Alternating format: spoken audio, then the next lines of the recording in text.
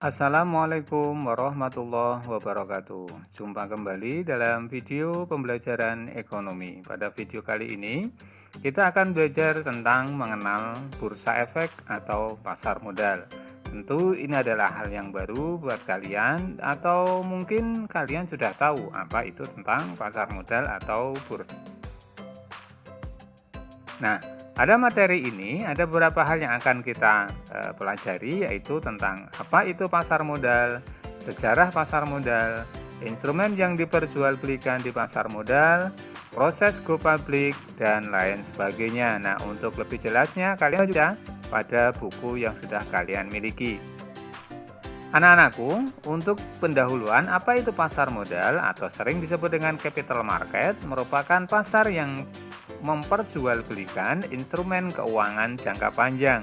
Yang diperjualbelikan diantaranya bisa obligasi, ekuitas atau saham, reksadana maupun instrumen turunan atau sering disebut dengan instrumen derivatif. Nah, Undang-Undang tentang Pasar Modal ini diatur dengan Undang-Undang Nomor 8 Tahun 1995 tentang pasar modal.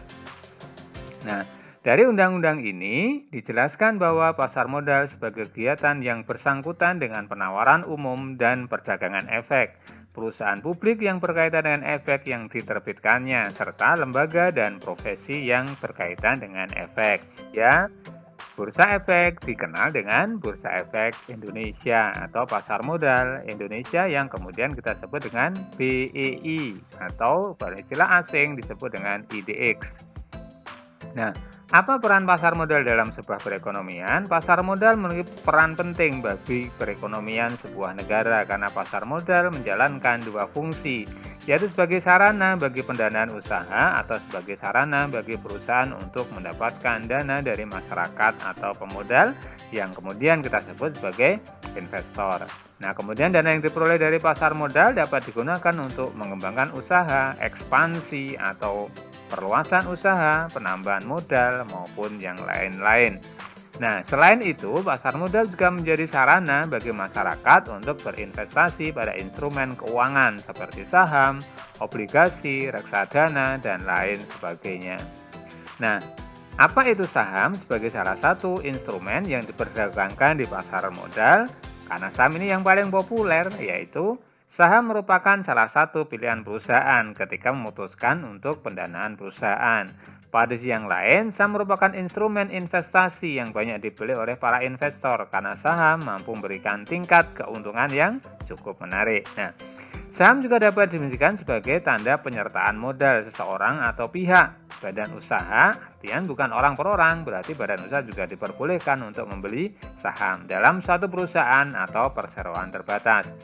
Dengan menyerahkan modal tersebut, maka pihak tersebut memiliki klaim atau pendapatan perusahaan, klaim atas aset perusahaan dan berhadir dalam rapat umum pemegang. Terus ada beberapa jenis saham, yaitu saham biasa maupun saham preferen. Perbedaannya bisa kalian lihat pada slide berikut ini. Untuk selanjutnya, apa itu untungnya apabila investor memegang saham? Keuntungan yang pertama disebut dividen, merupakan pembagian keuntungan yang diberikan perusahaan yang berasal dari keuntungan yang dihasilkan oleh perusahaan. Jadi, pemegang saham berhak atas sebagian atas keuntungan yang dihasilkan oleh perusahaan di mana investor tadi memegang saham dari perusahaan tersebut. Kemudian keuntungan yang kedua yaitu capital gain, merupakan selisih antara harga beli dan harga jual, yaitu misalnya saat membeli seharga 3.000 kemudian dijual seharga 3.500, maka investor tadi memiliki keuntungan sebesar Rp500 per lembar saham. Oh iya, mungkin kalian juga harus tahu bahwa saat membeli saham kita tidak boleh membeli satu lembar saja, melainkan dalam satu satuan saham, yaitu yang kita sebut sebagai satu lot. Satu lot terdiri dari 100 lembar saham. Nah, tentu ada keuntungan namun juga ada kerugian. Apa kemungkinan kerugian dari investor? Yang pertama adalah capital loss. Capital loss adalah penurunan harga saham. Semisal, saat kita membeli saham PT XYZ seharga Rp2.000, namun kemudian di hari kemudian harga turun menjadi 1.400, maka kita akan mengalami kerugian sebesar Rp600 per lembar saham. Dan risiko yang kedua yaitu risiko likuidasi, di mana perusahaan dibubarkan. Dengan demikian, maka saham kita akan bernilai Rp0. Anak-anakku, untuk selanjutnya, untuk lebih memberikan instrumen atau bisa memberikan ilustrasi apa itu saham dan bagaimana cara kerja saham, kita lihat video berikut. Bagaimana awal mula saham bekerja? Sederhananya begini. Bobby adalah pemilik hotel yang sangat sukses di Jakarta bernama Tidur Nyenyak. Ia punya rencana berekspansi, menambah hotel dan memperbanyak kafe. Setelah dihitung-hitung, Bobby membutuhkan uang sebesar 100 miliar rupiah. Sayangnya, Bobby tak punya cukup uang untuk menambah hotel secara besar-besaran. Ia berpikir mencari tambahan modal dari saham. Rencananya, Bobby akan menerbitkan 10% saham baru untuk mendapat modal di pasar saham.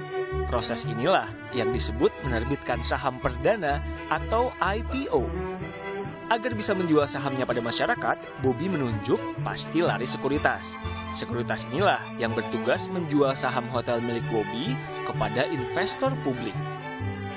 Dengan membeli saham, berarti para investor ikut memiliki sebagian aset dari Hotel Tidur Nyenyak. Setelah sekuritas berhasil mengumpulkan uang 100 miliar dikurangi komisi, Bobby pun mendapat uang dan akhirnya bisa mendirikan hotel dan kafe baru impiannya.